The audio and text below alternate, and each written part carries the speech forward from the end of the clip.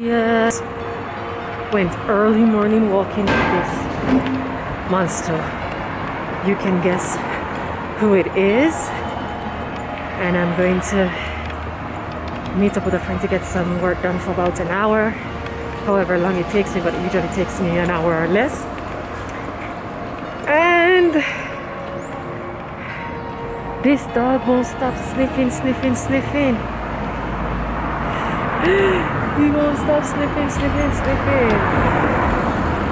Well, I'll take you with me.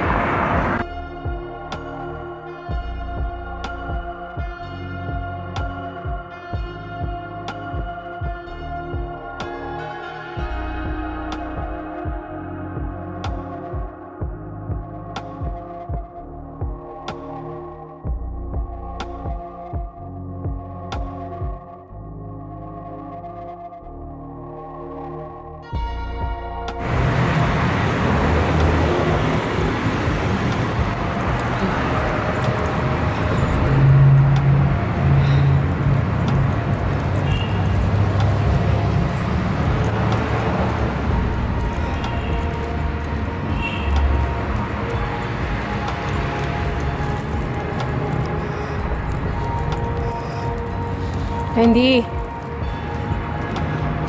sit. No, sit. Muy bien, sit. Andy, sit. Muy bien. Let's go. No. Slow. No. We are at Celestina. I am in Cafe Celestine con Vicky Girl Travels. Trying to get some work done, but I have the monstro that is taking up my time. He has taken more than 35 minutes of my time.